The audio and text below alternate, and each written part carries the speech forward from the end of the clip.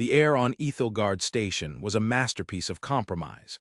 It carried the faint, loamy scent of the fungoid cathar, the crisp ozone preferred by the crystalline sill, and a dozen other trace elements that made the Grand Concourse a tolerable, if not precisely pleasant, space for the Galactic Council's varied members. To Lyravex of the Vark the Thinker caste, it smelled primarily of anticipation, a scent far more potent than any atmospheric additive. Her people were the fulcrum of that anticipation. The Varktha had carved their starfaring empire through equal parts cunning and ferocity. They were predators, a fact woven into their genetics, their culture, and the very architecture of their formidable warships. Tall and lithe, their bodies were a symphony of sinew and bone, covered in a short, sable fur that grew thicker at the neck and shoulders, forming a natural mantle. Their faces were angular, dominated by 4 eyes, 2 large, forward-facing primary eyes of burnished gold and 2 smaller, secondary eyes set wider apart, constantly scanning for peripheral threats. Their hands ended in long, elegant fingers tipped with retractable claws of black keratin, and their language was a complex series of deep, resonant growls, clicks, and purrs. Lyravex, however, was an anomaly. While she possessed the physical grace of her species, her instincts were tempered by an insatiable curiosity. Her claws were more often used to manipulate data slates than to rend flesh, and her 4 eyes saw patterns in stellar drift and societal evolution, not just the telltale shimmer of prey. She was here as an advisor to Lord Kaelvorn, the alpha of the Predator caste and the Varktha's voice on the council. And today, they were to formally meet the newcomers, the humans. From her observation perch overlooking the diplomatic reception chamber, Lyravex reviewed the data for the 100th time.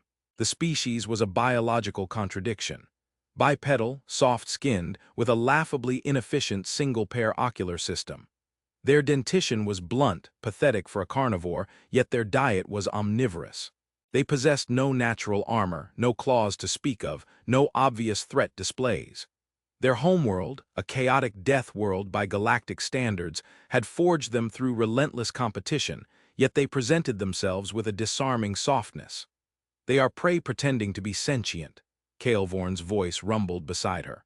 He had approached with the utter silence characteristic of his caste, his immense frame blocking the light from the holographic star map above. His primary eyes were narrowed, a sign of contemptuous assessment. His fur was a shade darker than Lyra's, peppered with gray at the muzzle, and the chitinous plates on his forearms bore the scars of countless ritual duels. "My lord, their technological achievements are not insignificant," Lyravex countered, her tone carefully respectful. "Their mastery of controlled fusion is centuries ahead of where we were at a similar stage. Their FTL drive, while crude, is brutally effective. They are not simple." "A clever herbivore is still an herbivore, Lyravex," Kaelvorn growled. "They build tools to compensate for their weakness.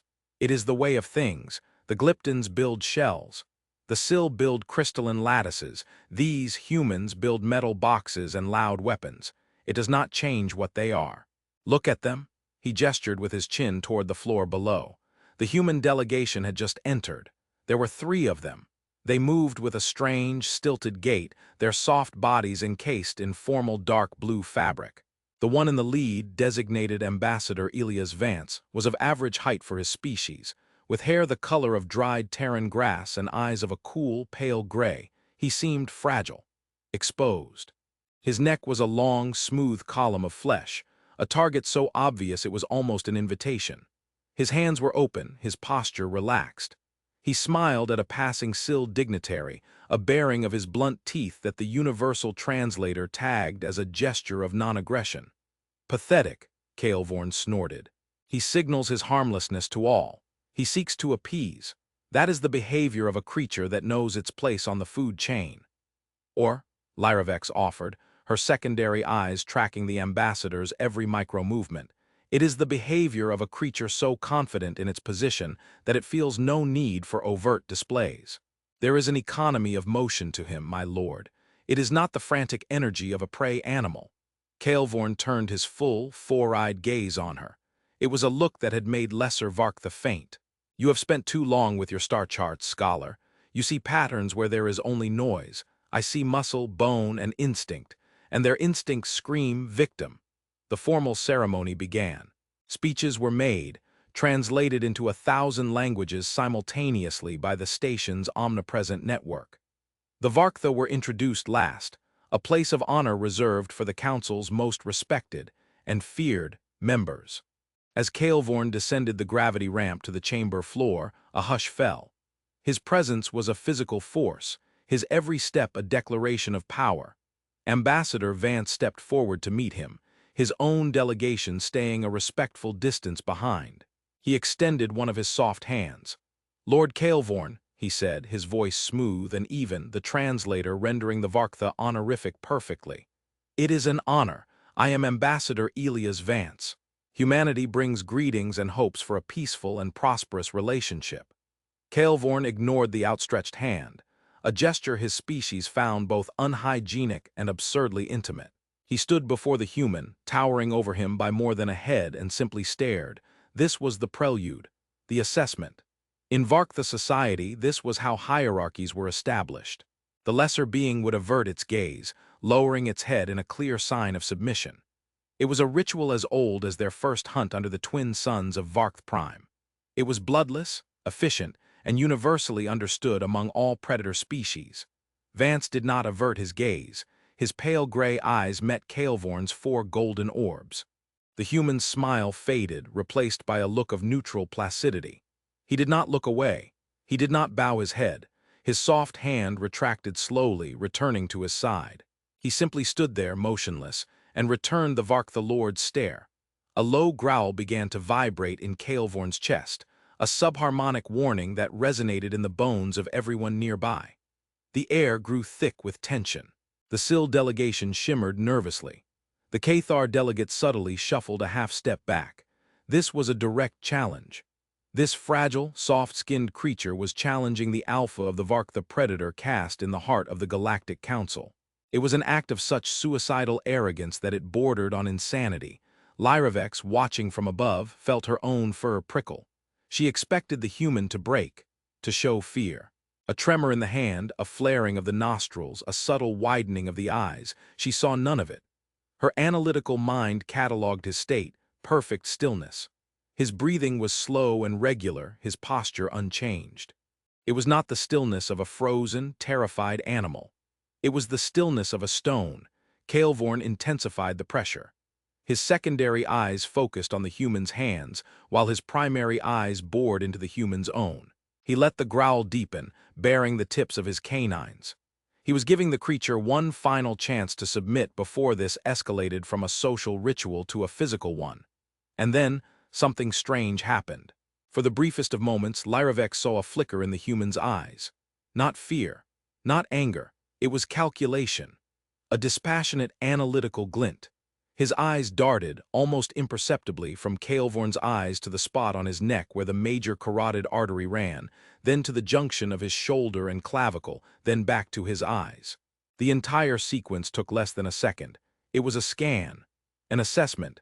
Kaelvorn felt it too, not as a visual observation but as a sudden, primal chill that lanced down his spine. It was a feeling he had not experienced since he was a cub facing his first scrag, a venomous ambush predator from his homeworld's deepest jungles. It was the feeling of being measured. The human was not challenging him for dominance. He was not trying to intimidate him.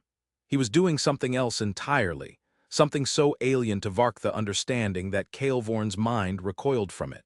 With a final, sharp snarl of frustration and confusion, Kaelvorn broke the contact. He turned his head away first. A collective, silent gasp went through the chamber. The Lord of the Varktha had yielded. Kaelvorn took a half-step back, his pride stinging. "Your customs are opaque, Ambassador," he bit out, the translator smoothing the venom from his tone. "As are yours, my lord," Vance replied, his voice still impossibly calm. A faint, polite smile returned to his lips. "We have much to learn from one another." The rest of the council, it looked as if the human had weathered the Varktha's intimidation through sheer, inexplicable willpower. A stunning diplomatic victory. But Lyravex, her mind racing, knew she had witnessed something far more profound and far more terrifying. She activated her personal data suite, flagging all biotelemetry and neuroscans of the human delegation from the last 5 minutes for immediate, priority analysis. The prey had not flinched, and she had to understand why. The silence in Kaelvorn's private quarters was heavier than a neutron star. The space was Spartan, decorated with the skull of a great crate dragon from his homeworld and a single, flawless obsidian meditation stone. Kaelvorn paced the chamber, the soft pads of his feet making no sound on the metallic floor. The humiliation burned in his gut like a slow poison. He, Kaelvorn, first claw of the Varktha, had backed down from a soft-bodied, two-eyed, clawless herbivore. "It is unacceptable," he finally growled, the words tearing from his throat. The council whispers, the Glyptons are emboldened. Even the Cathar looked at me with something other than fear. I am weakened. The Varktha are weakened. Lyravex stood by the shimmering data column in the center of the room, her 4 eyes reflecting the cascading symbols. "Weakness is a perception, my lord. Understanding is a reality. I believe we have an opportunity for the latter." "Understanding?" Kaelvorn spun on her, his golden eyes blazing. "I understand that I stared into the face of a lesser creature, and it did not yield. It stared back as if I were a curious rock formation. There is no precedent. Prey fears predator. It is the fundamental law of the universe. To deny it is to deny reality itself." "Have the data," Lyravex said softly, her voice a calming counterpoint to his rage. She gestured to the column. "The station's passive bioscanners are remarkably detailed. I have isolated Ambassador Vance's telemetry from the moment you initiated the gaze of dominance." Kaelvorn stalked to her side, his shadow falling over the console. "Show me. Show me the fear he hid so well." A complex holographic display materialized between them. A three-dimensional, translucent model of the human ambassador floated in the air, crisscrossed with glowing lines and metrics. "Observe his vital signs," Lyravex instructed. Heart rate, a scrolling graph appeared. At the moment Kaelvorn initiated the stare, Vance's pulse did not spike. It did the opposite. It dropped from a resting 72 beats per minute to a focused 61. "Impossible," Kaelvorn breathed. "Fear accelerates the heart. It prepares the body for flight." "Or fight," Lyravex corrected. "But even the fight response is characterized by a surge of adrenaline, increased respiration, pupil dilation. Look," she highlighted other metrics. "Adrenal gland output, minimal, a controlled trickle, not a flood. Respiration, deepened but became slower, more regular. Pupil dilation. Non-existent. What is this?" Kaelvorn murmured, tracing a claw through the holographic image. "This is not fear, this is focus. The focus of a craftsman at his forge, a navigator plotting a course through an asteroid field." "Precisely, my lord," Lyravex affirmed. He was not panicking, he was concentrating. "The question is, on what?" She manipulated the controls, and the display zoomed in on the ambassador's head. A schematic of his brain appeared, with neural activity represented by shifting patterns of light. The station's scanners are sensitive enough to map primary neural activity. Here is his brain at rest. Areas associated with social cognition and language were moderately active.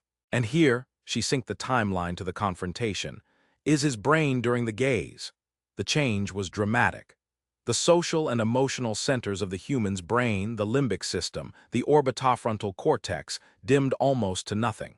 In their place, 3 other areas flared with brilliant, intense light. The parietal cortex, responsible for spatial awareness and mapping. The cerebellum, which governs motor control and precision. And the dorsolateral prefrontal cortex, the seat of cold logic, planning, and tactical calculation. "He suppressed his emotional response," Kaelvorn said, a strange awe dawning in his voice. "He consciously or unconsciously shut down fear." "Then that, my lord," Lyravex said, her own voice tight with the weight of her discovery.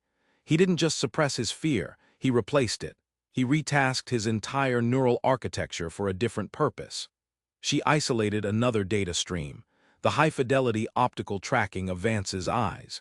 She had noticed the flicker from her perch, but the raw data was infinitely more precise.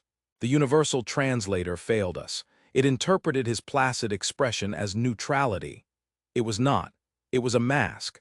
Behind it, his mind was working at incredible speed. Watch his ocular trajectory.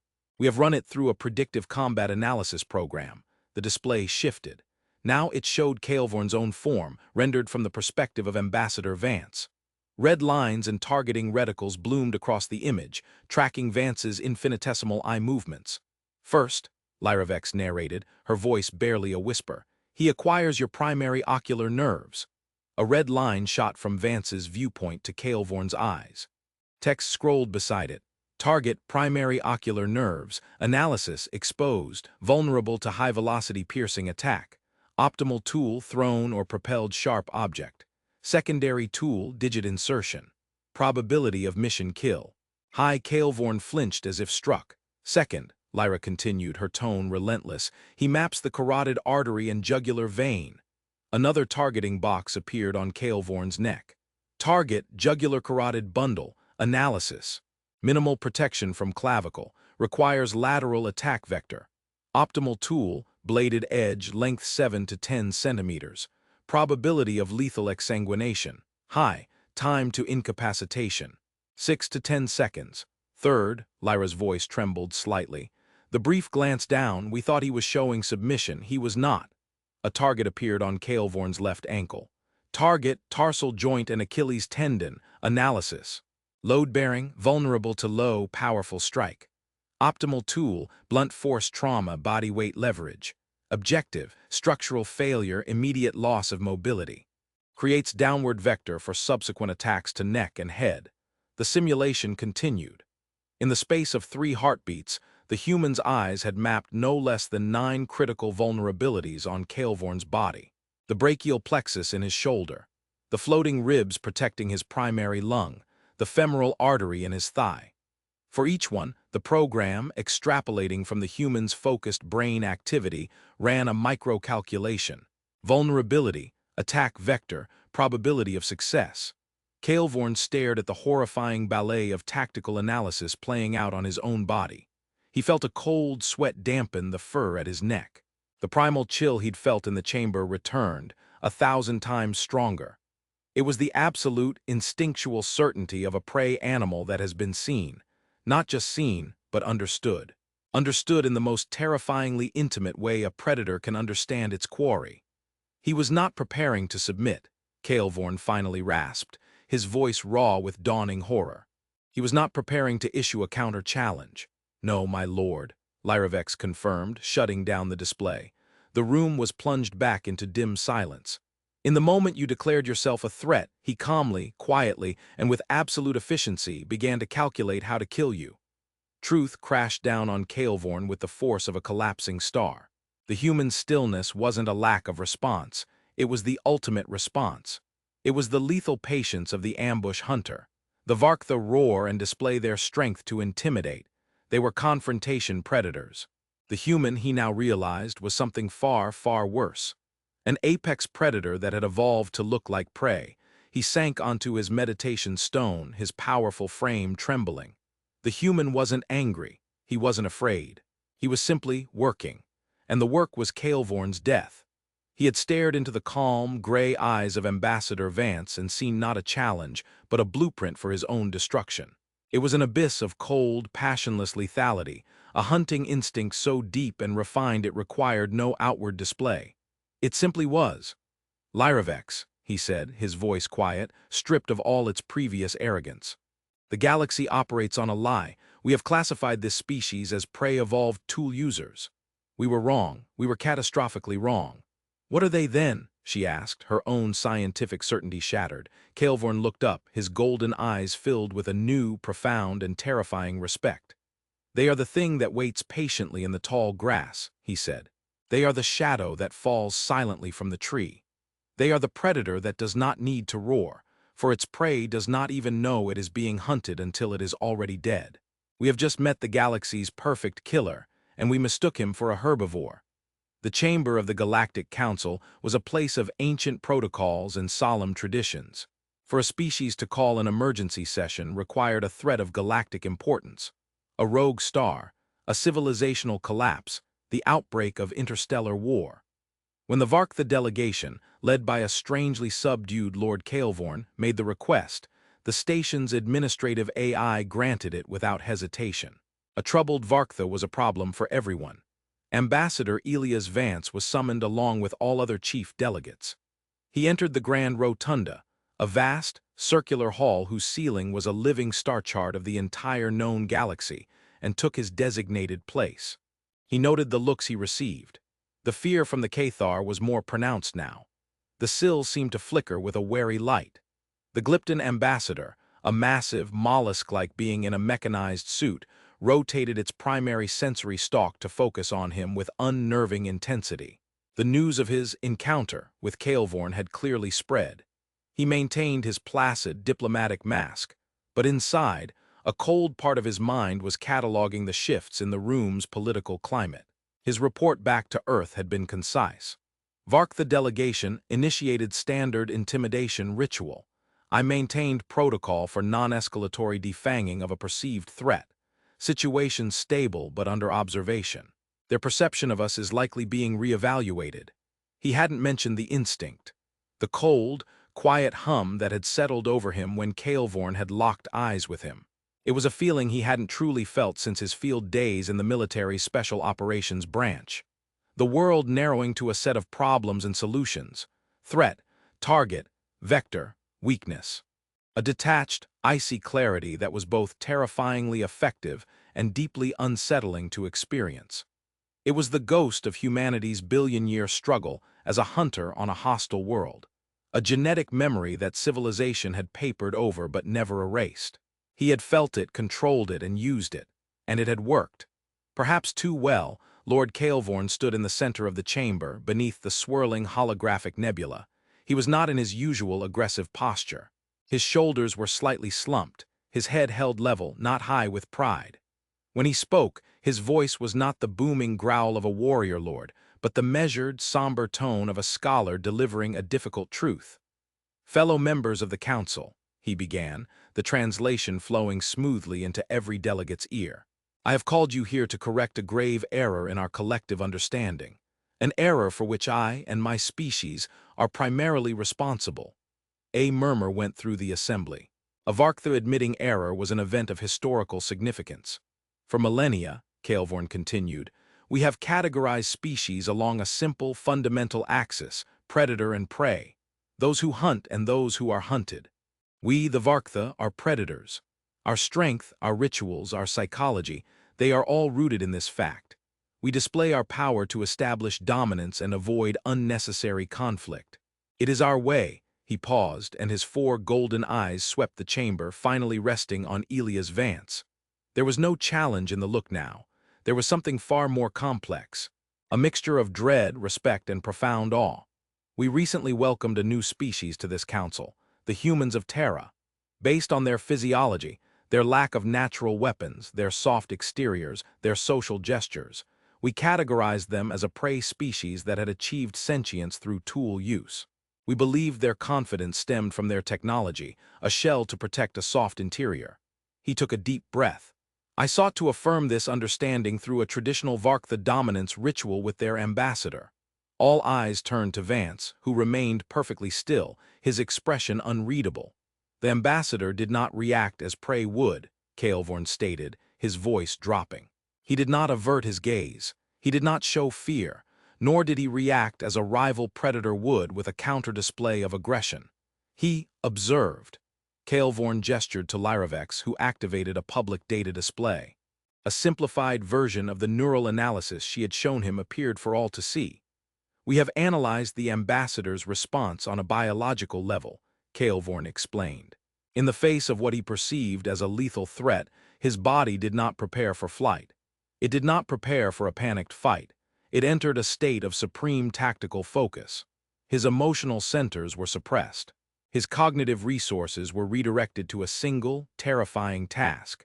The display highlighted the targeting lines, the vulnerability assessments. The chamber was utterly silent, the only sound the soft hum of the life support systems. Vance watched the presentation of his own instinctual threat analysis with a detached curiosity, as if observing a stranger.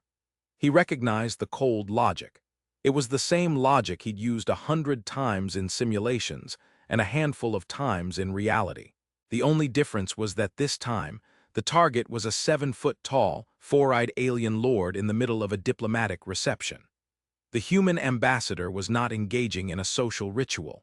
Kael'Vorn's voice was now a resonant whisper that filled the vast hall. He was instinctively and methodically cataloging my vulnerabilities. He was calculating the most efficient way to kill me, not out of anger, not out of hatred, but as a baseline, instinctual response to a perceived threat. It was as natural to him as breathing. He let that sink in. The delegates stared not at the screen but at Elias Vance. They were no longer seeing a soft, fragile creature. They were seeing the ghost behind his eyes. The ancient hunter that had survived ice ages, supervolcanoes, and the relentless dangers of its own homeworld. "We were wrong," Kael'Vorn declared, his voice regaining its strength, but now imbued with a different kind of authority, the authority of a survivor. Humans are not prey that learn to use tools. They are predators that evolve to look like prey. Their greatest weapon is not their ships or their fusion reactors. It is their minds. It is their ability to appear harmless, to lull you into a false sense of superiority, while they are, with chilling placidity, calculating the precise angle and force needed to sever your spine. He turned fully to face Vance. "Your species does not display its power, ambassador, because it does not need to. It is the truest form of predator, the one you never see coming." Vance finally broke his silence. He offered a slight, formal bow of his head, a gesture of respect he had learned was common to many council races.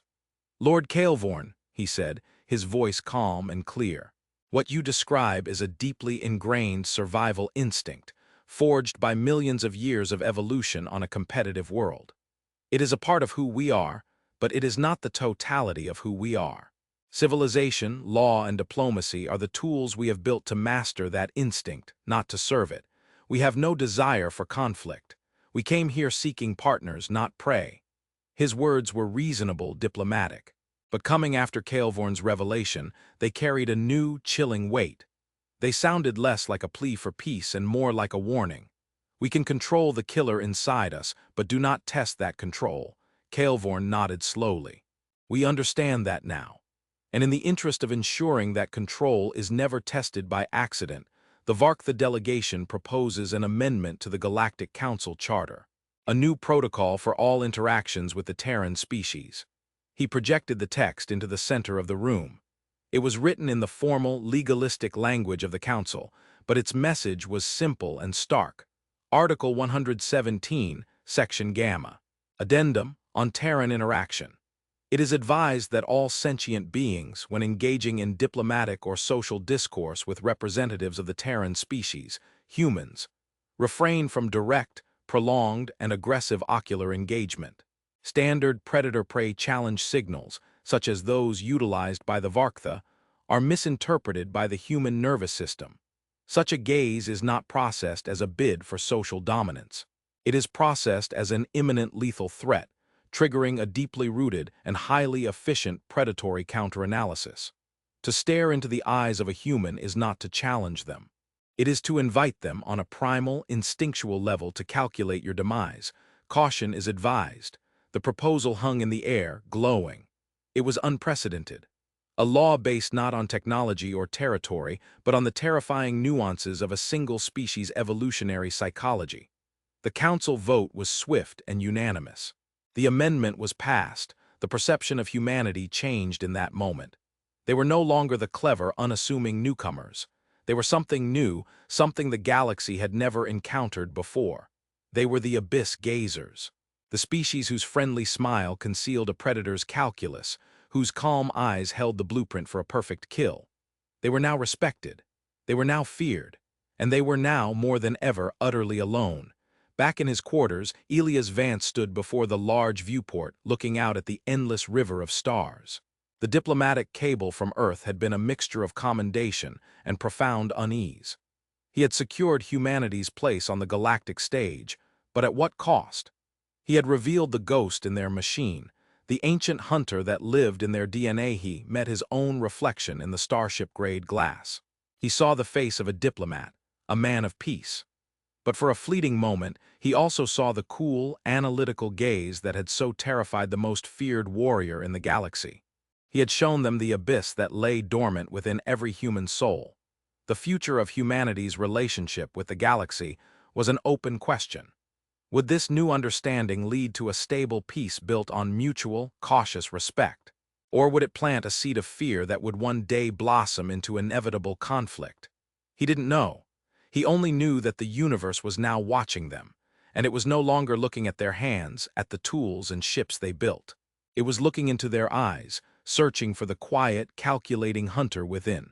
And it was afraid of what it saw.